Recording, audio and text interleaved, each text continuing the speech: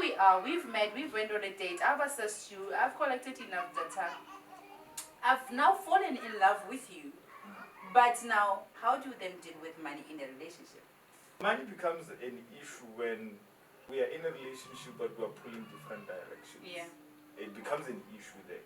But money doesn't become an issue for people who want to build a relationship. And they are honest and transparent, because, I mean, bank balances are not written on the forehead when you meet people. You only realize when you are in, or, oh, so now the issue is, if you are going to support me because you see potential, the main question I must ask, or you should ask yourself, is, does Leroy have track record? What have I achieved, or what have I done with this burning passion that I keep telling you? Because I wonder if I can start a business. Have I done anything with these things that I'm telling you right now? I'm a public speaker. Have you hosted any events before? Because here I am talking about a passion that doesn't have track record, when now you are coming to support your man. Unsa 20,000 go banking lo buka theater mola dilo arikagani brand isibili brand. People can't even, but how you are a speaker. So there's no track record. So does money really matter in a, yes it does. We can't bona. Somebody wrote my love on Instagram, our relationships cost money. These subwell situations need money, the vacations need money, the going out for ice cream communication needs money. But it all boils down to, what is it that you and I want out of this relationship? Because that's what determines what the money is for. In the olden days, when people fall in love, immediately mushimani natsama aromela mo malume ba onyala. No was na reply 6 months, 3 months how your foundation. It was not really there. It was actually determined by how much of a guy can provide for the woman. But now, girlfriend we can't shy away of the fact that the economical climate does no longer favor men as it used to favor them. I love the fact that you said in the olden days people didn't date for long. They got married as soon as they could, because men were the definition of a provider was clearly outlined then. Yes. And then wives managed the finances that came. So there was balance. But unfortunately now, the man you groomed and grew to be a provider feels challenged because you drive a better car than I do. You live in a far nicer estate complex than I do. So we just started dating. Now I'm visiting you, I realize, oh, yeah. If you have to get me a gift, yes, it's 10 times your payslip. Yes.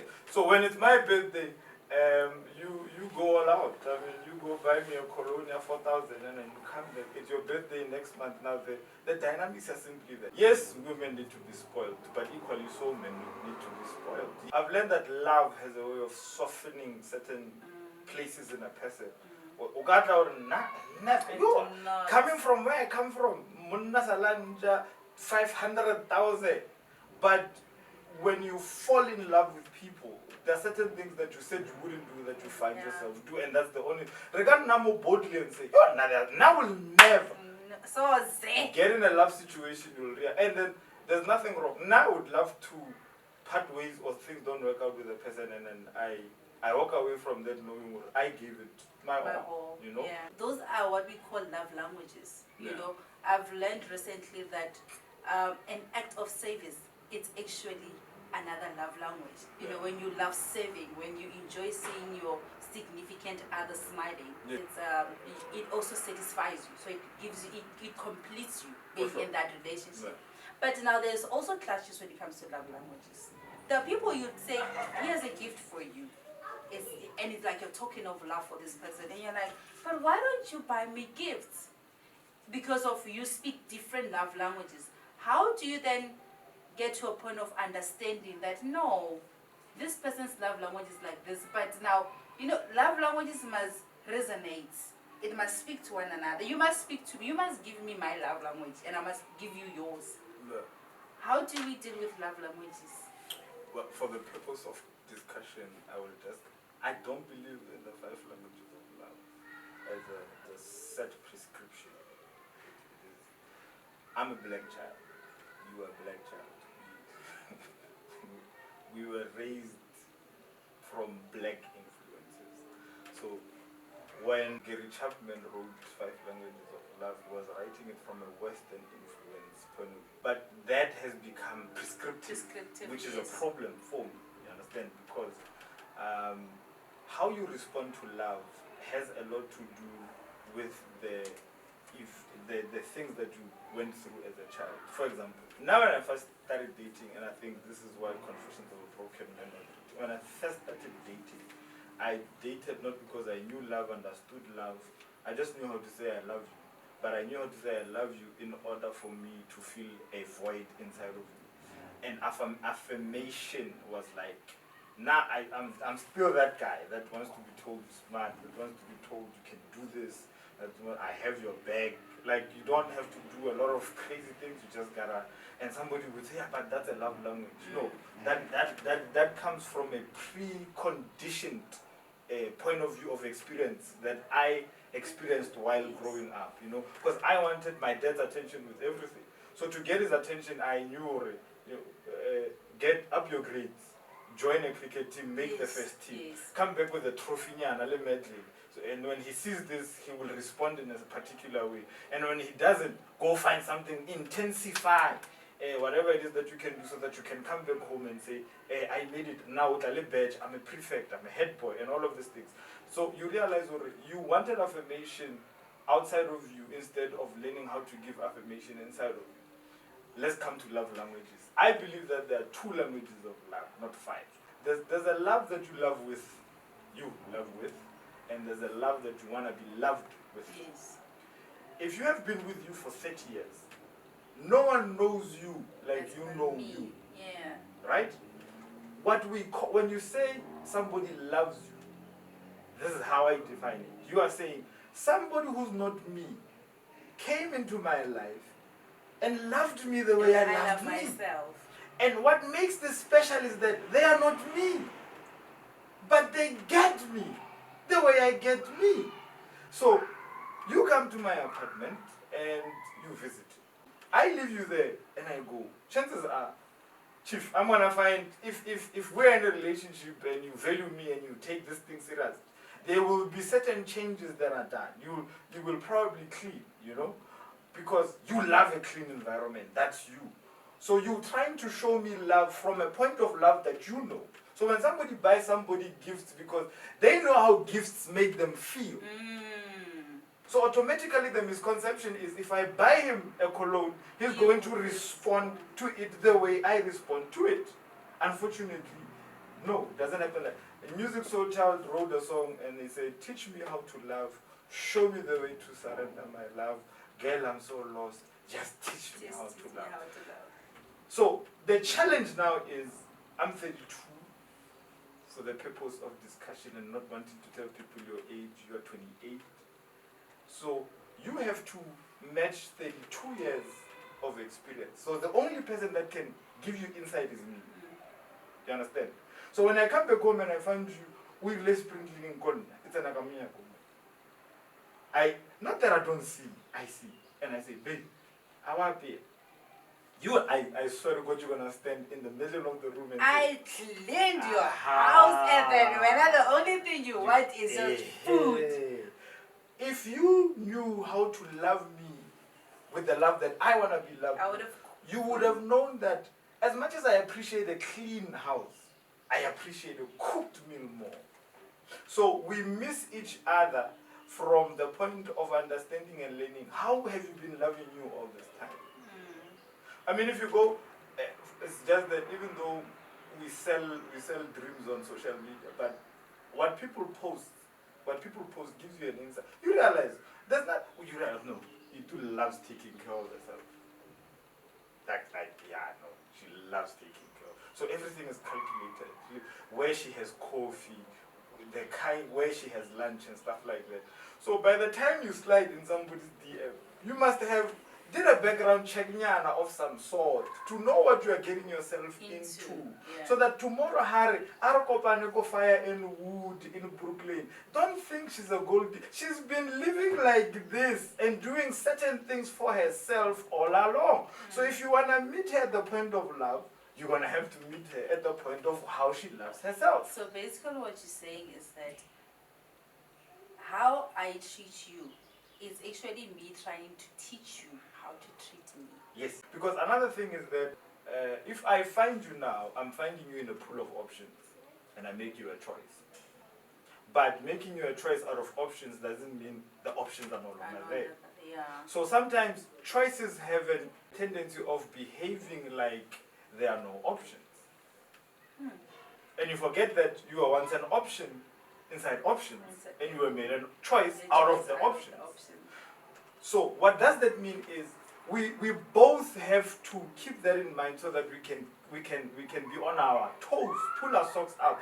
Emma, just because you have hair doesn't mean they stop wanting hair. Yeah. And that is why the pursuit to fight to keep hair needs to intensify as soon as you get I hair. always say a relationship is like buying a car. We all qualify, but the maintenance part. Maintenance part. And then realize you still need to buy tires. So that is that. So but Tatagoro, we think we have achieved, we have reached the destination just because we are in the same house.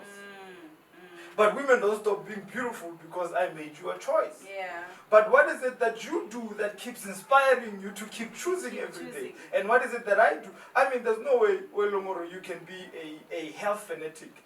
And I'm sitting here just lazing around, gaining pounds to pounds to pounds to pounds. And expect me to still look at you the very same way. No, it automatically is going to change. Maria, you must love me the way I am. But you have not always been. Now, sex. Yes, I said it. What's your take of sex in a relationship? After how long should we have a sexual relationship? I mean, Steve, have you sale a breaker the internet and get a 90-day rule? Learn that if guys want to sleep with you, they can wait 2 years. Because they're not really waiting, eh? They're like waiting but moving. If a guy wants to smash you, have the utmost patience. And it is after sex where you get to see people's true intentions. So we must sleep together so that I know your intentions? I'm just simply saying that whether you wait 90 days or 90 years, if a person was not intending to stay, and the S is what they wanted, it is S that they came for. But then can we talk about the effects that sex has in a relationship, both positive and negative? Yeah, and negative. Look, we can't shy away from the fact that we come from a past that did not allow us to be sexually expressive. In fact, even today, to talk about sex in public, it feels even kissing in public is very few people are getting the hang. But when you see white kids sitting in ocean basket and hugging and kissing, it looks so cute. But when we see it shows you the culturalization that we've been cultured with, you know. So it is up to us to change that.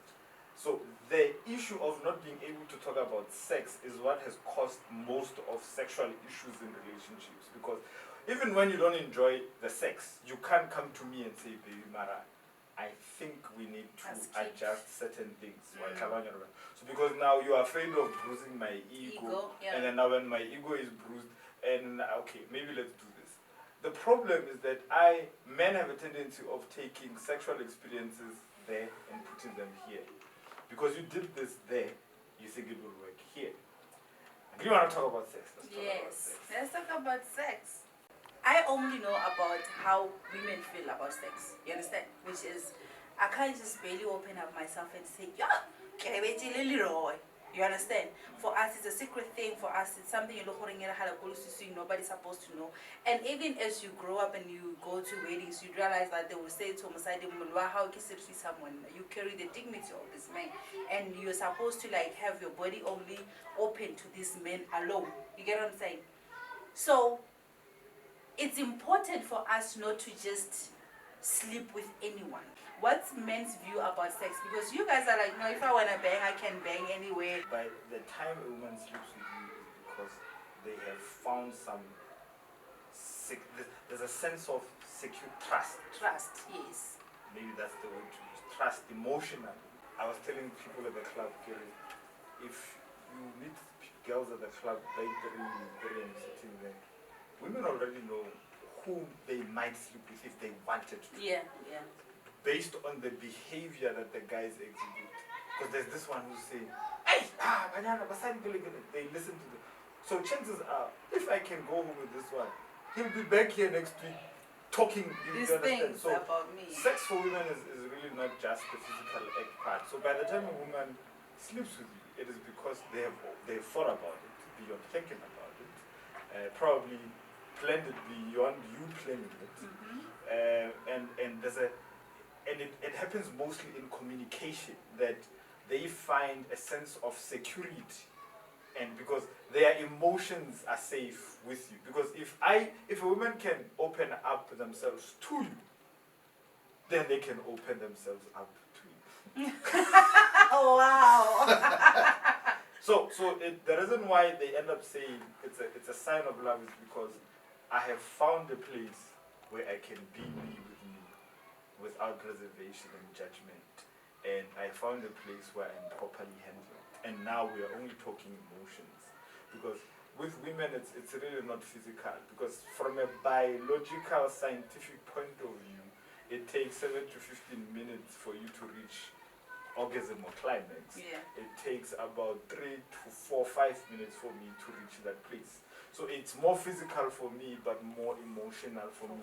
So, grand, if I want to satisfy you, the sex has to start by, it has to be intellectual. It has to move from intellectual to emotional, move from emotional, then physical.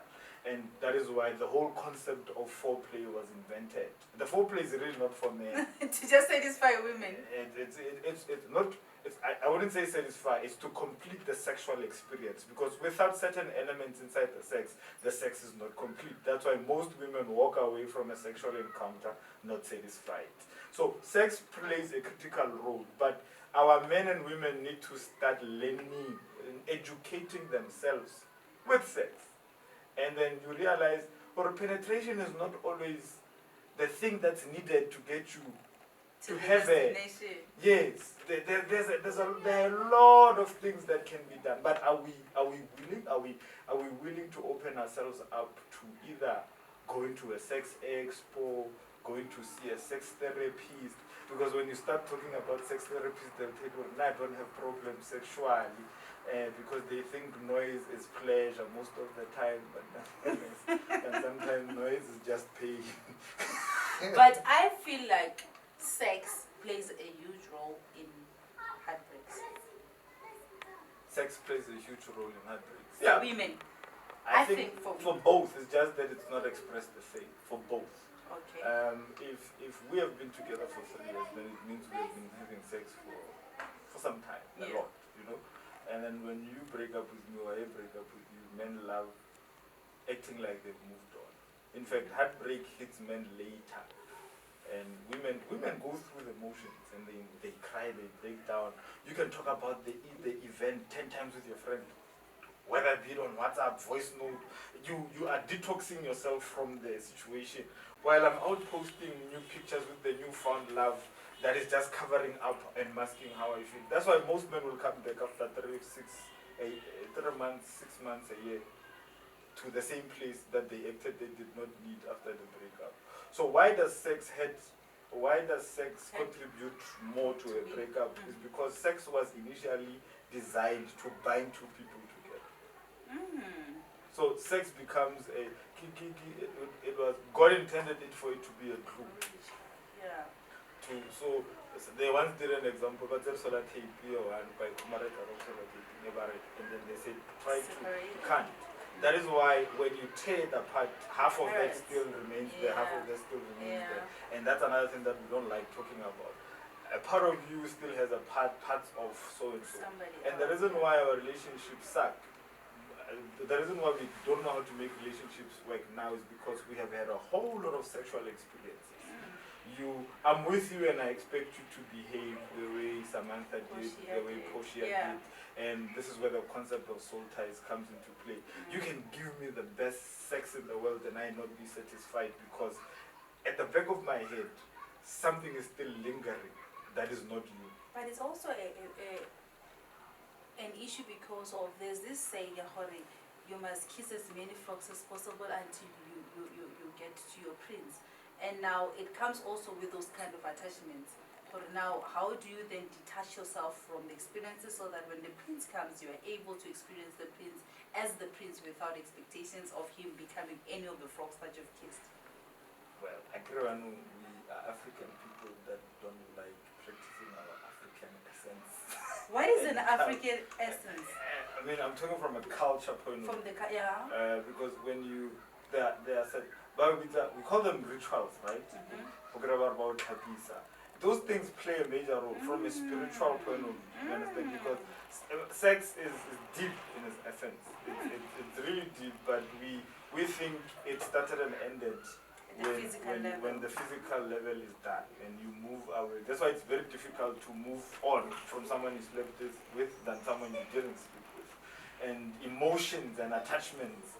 In that act, when the sweats are exchanging and the moanings are moaning and all of these things are happening. So from a Christian point of view, it's an issue of breaking soul ties. But from an African point of view, it's go seeking somebody to help you cleanse. It's a spirit, we call it a spiritual cleanse. Sometimes you just need to go a certain period without being intimate with anyone. Because I think we downplay the implications of spiritual things, and then we think we're okay. It's on the physical element. This is and sexual ties or sexual energies can block you from becoming successful. Those are maybe that's a conversation deeper one in for another spiritual, day. But the true essence of sex is that it's not just physical. Yeah. Because during the act of sex, we can all attest that it's like you are detached from everything that is happening here. That's why you could be poor somewhere and be making love, and the reality of the surrounding not even make sense. And that is why you have more kids in third world countries than you do in because sex becomes a solace that takes you away from the current state of things. And then it just gives, it's like a drug, it just gives you that, that euphoric experience that makes you get detached from everything else. But the implications are real. I can remember we are too learned and too educated. We love reasoning things, but we need to, whether you are Christian or you believe in the religious route, do whatever it is that is needed to cleanse yourself or rid yourself from that. If you believe in cultural things, get yourself cleansed the way they advise you to, because the implications are real. Fortunate or unfortunately so. So, opposite sex friendships. Yeah. What's your take on that? When I have female When you have female best friends, when your woman has male best friends, how do we, what's your take of that when you're in a relationship with a girl that has opposite sex friendships? Does it increase more chances of cheating? Hey. Somebody once said that guys there's no such thing as a male best friend. What you call male best friends are people that you rejected, but they remained in the circle because they just ended up liking the human being that you are. But the initial contact is that they wanted you on a more level than a friendship level. It is when you stood your ground and said, nope, this is not going to happen. So I believe in that statement because 90% of the time guys become friends with the opposite sex. And then they made it clear from the onset that I appreciate us being friends and nothing more. So I remember men are hunters by virtue of nature. And then on the other side of the spectrum is that women are vicious as well, as much as men are vicious. A woman can sleep with your man not because they want to sleep with you, but because they want to prove to you that they can do it. So it's just the sick world that we live in. So whether or not it's okay to have friends of the opposite, it works for some and it doesn't work for others. That's my experience. Whether or not, so it all law not going to do I trust you, but then I've grown to learn that people are gonna do what they wanna do. Exactly. But people are gonna do whatever they want. And there's nothing you can do about it. Yeah. Lastly, are you in a relationship, Leroy? I'm exploring my options. You're exploring your options, but the option can still become a choice. amongst the options. Yes. All right, I thank you have- so, I'm- so I'm yet much. to- Ladies and gentlemen, that was the end of our interview with Leroy. You can find him on all social platforms. I'm going to have all his handles on this very same episode. Thank you so much for joining us. Till we meet again. Thank you. Bye.